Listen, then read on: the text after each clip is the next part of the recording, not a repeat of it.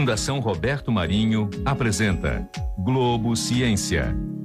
Olá, seja bem-vindo ao maravilhoso mundo da ciência. A série que você começa a assistir hoje investiga grandes nomes da história universal. Filósofos, pensadores e estudiosos que contribuíram de maneira significativa para enormes transformações do conhecimento científico.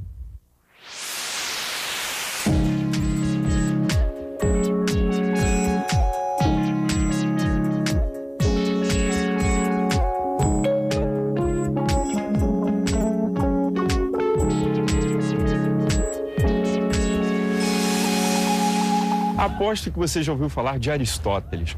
Arriscaria dizer até que você sabe que ele foi um pensador grego dos mais importantes. Agora eu te pergunto, por quê? Ah, peguei você. Mas olha só, você não vai ficar me olhando com essa cara, né?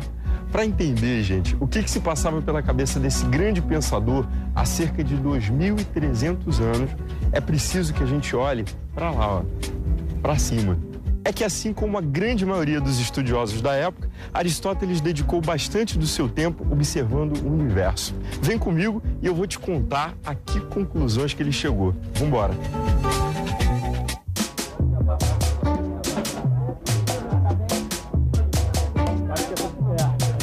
Eu vim parar no meio de uma feira livre para mostrar para vocês de uma maneira bem simples como é que Aristóteles viu o universo. Vem cá. 1,80, vou passar aqui depois.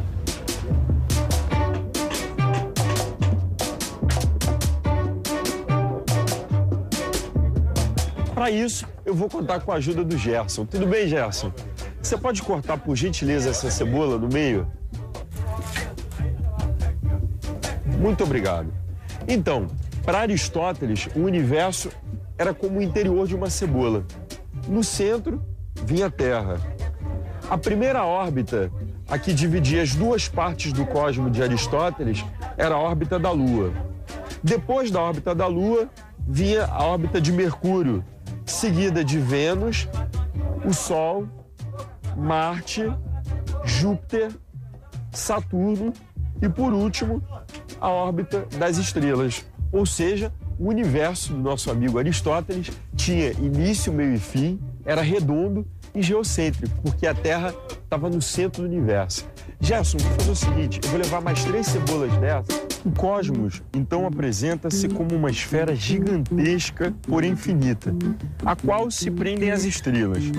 Dentro dessa esfera, verifica-se uma rigorosa subordinação de outras esferas pertencentes aos planetas restantes que giram em torno da Terra. Esta se mantém imóvel no centro de todo o sistema. Eu acho que se a física moderna está correta e o universo é infinito, então não tem como ter um centro fixo, né? É uma teoria de uma época, né, de uma determinada época histórica, na época dos gregos, então, e depois isso foi se modificando. Depois o Sol passou o centro do universo. Hoje em dia a gente sabe que o Sol é só o centro de um sistema solar, e existem tantos outros, né? É uma ideia mais para responder ansejos do próprio homem, de querer ser centro das coisas. Se houver outro tipo de paradigma na ciência, é possível que mude o centro. Eu vou conversar com 3 estudantes universitários e eu vou propor para eles um desafio. Camila, João Pedro e André. Os nossos desafiados vão encarar uma espécie de jogo. Eu montei uma estrutura, gente, do sistema solar. Essas órbitas elípticas, meio rudimentares aqui, foram feitas por mim. E eu vou mostrar para vocês agora, meu público, é a cola que eles não podem ver, tá vendo? Observem bem os planetas, né, em torno do Sol, visualizem e memorizem. E agora vem o joguinho. Camila, João Pedro e André.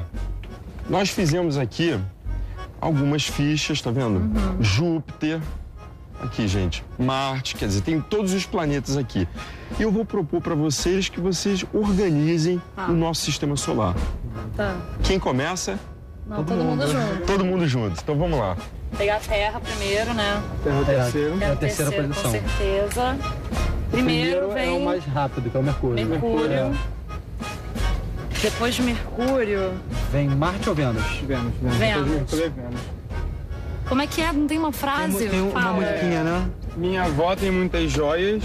Minha avó tem... Muitas joias. Eu não conhecia essa frase, não.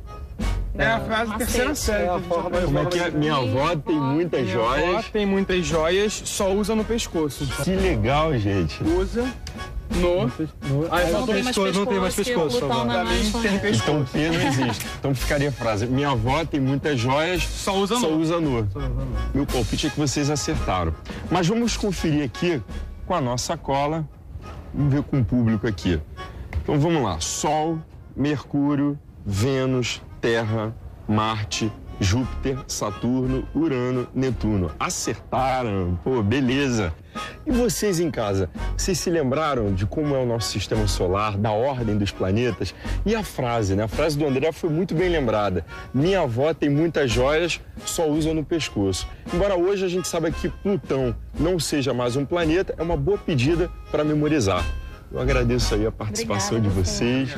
Muito bom vocês terem participado aqui do desafio. Foi legal. Bem legal. Embora uns e outros não lembrem de primeira como é que é o nosso sistema solar, hoje sabemos que a Terra não fica no centro do universo. Mas a teoria geocentrista do nosso pensador perdurou por quase 2000 anos. E Aristóteles não foi nem de longe o que mais se enganou em relação ao posicionamento da Terra. Só a título de curiosidade, os hindus, por exemplo, eles imaginavam que a Terra era como a metade de uma esfera sustentada por elefantes que, por sua vez, eram carregados por uma enorme tartaruga. Os egípcios, por exemplo, acreditavam que a Terra era um retângulo plano com o Egito no centro. Astrônomos antigos da Índia achavam que a Terra ficava dentro de uma esfera oca de ferro. Todas essas teorias surrealistas eram apoiadas por alguma crença religiosa. Foram os filósofos gregos que começaram a usar a razão para tentar explicar as grandes questões de sua existência. Aliás, a palavra filosofia é de origem grega e significa amor à sabedoria. Não é à toa que a Grécia Antiga é conhecida como o berço dos pensadores. Eu vou conversar agora com Marco Antônio Zingano. Ele é um filósofo dos dias de hoje e vai nos falar um pouco sobre os seus colegas da antiguidade. Do Rio de Janeiro, a gente segue para São Paulo. Vamos embora.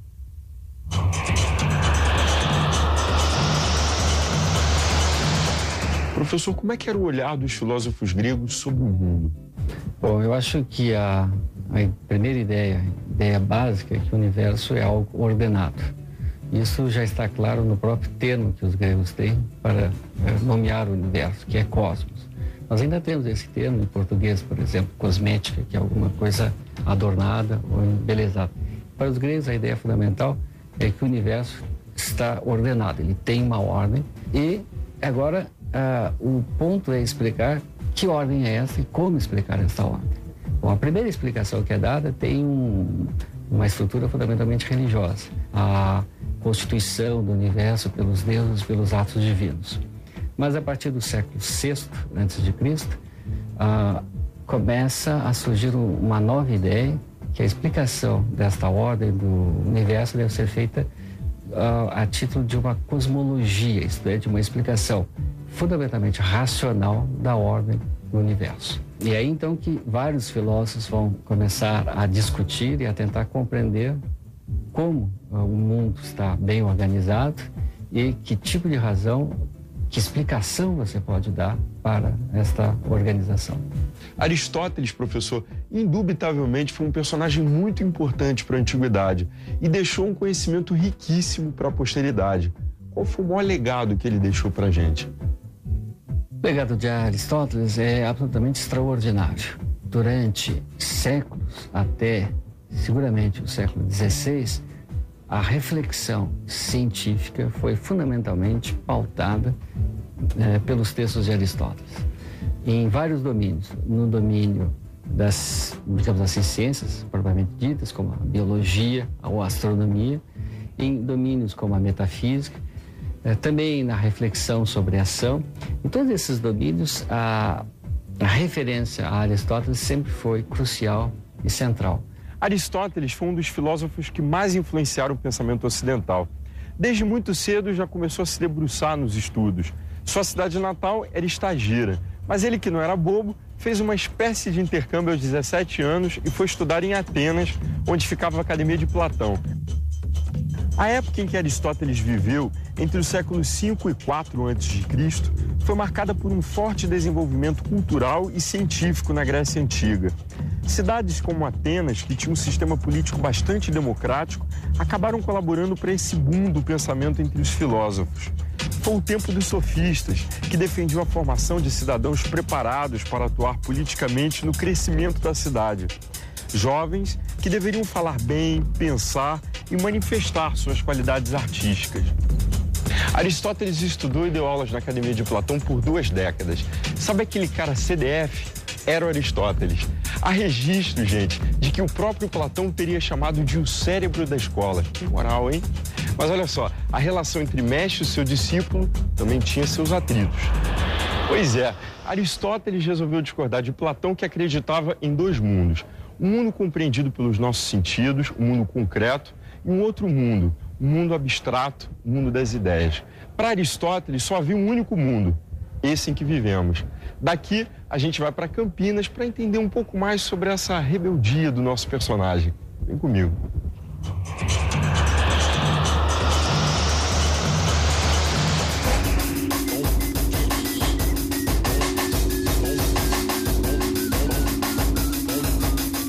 Para saber um pouco mais sobre o mundo de Aristóteles, eu vou conversar com a Ariana Ziliotti. Ela é graduada em Filosofia pela Universidade Estadual de Campinas, a Unicamp, e é uma estudiosa de Aristóteles.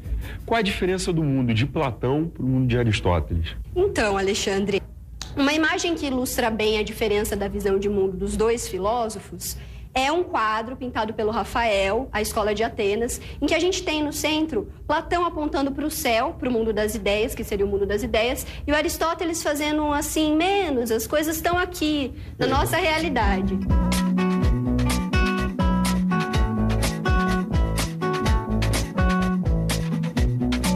Platão concebia a existência de 2 mundos diferentes. Esse mundo, o mundo sensível em que a gente vive e aprende as coisas, percebe as coisas através da experiência. E um outro que é o mundo ideal, o mundo das ideias. Para Platão, tudo que a gente for aprender, tudo que for verdadeiro, tudo que for proceder por ciência, tem que ser através do pensamento. Porque é só o intelecto e o pensamento de nós homens que consegue ter acesso a esse mundo das ideias, ao mundo das formas, que é mais perfeito, porque é o que vem primeiro para Platão. Então, em suma, para Platão, a ideia era perfeita, mas na realidade, tudo que era ideia que virava concreto passa a ser imperfeito. E por isso a ciência tem que ser sempre o estudo a partir do intelecto, esnobando, deixando de lado a experiência. E para Aristóteles? Já para Aristóteles não, como eu disse, Aristóteles é um pouco menos. Para Aristóteles, tudo que a gente aprende é a partir da experiência. A experiência é necessária para que a gente tenha conhecimento. Um filósofo deve sempre preferir a verdade, mesmo quando a tese que combate foi proposta por amigos. Platão é amigo, porém mais amiga é a verdade. A vontade de levar a verdade e o conhecimento adiante fizeram Aristóteles viajar a lugares como Assus, na Turquia, Atenas e Mitilene, na Grécia, e para Macedônia. Dito assim, não parece grande coisa, mas imagina, gente, a dificuldade e o tempo que se levava naquela época para se deslocar de um lugar para o outro, hein? No próximo bloco, você vai saber como Aristóteles e Alexandre o Grande, um dos maiores guerreiros da antiguidade, tornaram-se parceiros de trabalho. Não sai daí não, porque a gente volta já já. Além de pensar o universo, Aristóteles investigou a natureza. Seus tratados biológicos constituem 1/3 de toda a sua obra. Isso graças à ajuda de um pupilo, Alexandre o Grande, a quem Aristóteles ensinou política e retórica. O famoso guerreiro simplesmente ordenava a seus homens que coletassem pelos locais onde lutavam animais e plantas para auxiliar as pesquisas de seu mestre. Aristóteles acabou descrevendo 400 espécies animais e foi o primeiro a classificá-los em 2 grandes grupos, vertebrados e invertebrados. Os astros são mais nobres, porém estão muito longe. Dediquemo-nos igualmente ao estudo dos animais que estão ao nosso alcance, pois aqui também a natureza revela sua beleza. Aqui também há deuses. Quem vai nos contar um pouco mais sobre o interesse de Aristóteles pelo mundo animal é o doutor em paleontologia Jorge Ferigolo. Ele é do Museu de Ciências Naturais da Fundação Zoobotânica aqui de Porto Alegre. É também doutorando em filosofia pela Unicinos. é um estudioso da biologia de Aristóteles. Como é que Aristóteles examinou os animais e seres vivos em geral? Aristóteles estudou mais de 500, o que se considera hoje mais de 500 espécies de animais. Então, assim, e o principal interesse dele eram os que nós chamamos de vertebrados, que ele chamava de animais com sangue, animais com sangue vermelho, digamos, seria o caso. E, por outro lado, ele estudou muito os invertebrados, né, que ele chamava de animais sem sangue. Poderíamos considerá-lo o primeiro anatomista? Com certeza ele é o primeiro anatomista, no meu entendimento, porque antes dele, anatomista no sentido de estudo sistemático da anatomia, não só nos vertebrados, como nos invertebrados. Então ele é o fundador da anatomia e da anatomia comparada. Anatomia no seguinte sentido, de que antes dele, por exemplo, você tem a obra, o Corpus Hippocraticum, né, que é a obra toda de Hipócrates e seus seguidores. Você não tem uma anatomia, você tem descrição de como reduzir uma fratura, como reduzir um deslocamento de uma articulação, coisa desse tipo. É uma anatomia, se tu quiser, médica, né, para fins clínicos e cirúrgicos. Não é uma anatomia como ciência. Isso nós vamos ter só em Aristóteles. Nada parece ter escapado a Aristóteles. Ele se interessou pela vida, o hábito e a reprodução de animais como lagostas, camarões, polvos e vários tipos de peixes. Ele também descreveu hienas, leões, galos, pássaros, entre tantos outros. Além disso, Aristóteles passou horas a fio observando diversos tipos de ovos com o intuito de estudar o desenvolvimento de embriões. Tem alguma questão para Aristóteles que permanece até hoje? Seguramente. 2 são os campos para os quais a reflexão de Aristóteles ainda é importante. A metafísica de um lado e a ética de outro. Para a metafísica, eu acho que a ideia central é o que se chama a doutrina da substância em Aristóteles. A doutrina da substância em Aristóteles poderia ser resumida do seguinte modo. Para ele, para que você explique um determinado objeto, eu vou tomar você mesmo como exemplo. Você nasceu, teve uma série de modificações, cresceu, e mesmo a cada dia, de um certo modo, você é diferente pelo cabelo e assim por diante. Bom, mas para Aristóteles a ideia é que existe alguma coisa que garante que desde o seu nascimento até o seu último momento você vai ser sempre a mesma pessoa. Quaisquer que sejam as modificações que você vai sofrer. O Alexandre é o Alexandre. Você é sempre o Alexandre. Mas como é que eu posso saber, né, que você é o mesmo? Se, por exemplo, daqui a 10 anos você vai estar diferente, e se eu olhar uma foto sua lá aos 3 anos, você era bem diferente do que você era. Para a história é porque existe um núcleo que resistiu a essas mudanças, um núcleo que permaneceu ao longo dessas mudanças. Isto é, para a história da substância. Essa é talvez a tese. Seria uma coisa que eu carrego em mim? Como é que é isso? Bom, isso é um pouco o segredo da filosofia de Aristóteles, ao mesmo tempo a beleza e a dificuldade de explicar a tese de Aristóteles. A ideia é que há alguma coisa de permanente que me permite explicar justamente as modificações que esse objeto vai sofrer ao longo da sua existência, mas que me permite sempre identificar você, por exemplo, como sempre sendo você mesmo. Mais de 2000 anos depois, e ainda estamos aqui tentando entender o mundo em que vivemos. Aristóteles se fez tantas perguntas e nós continuamos tentando respondê-las. A nossa busca continua no próximo programa. Até lá!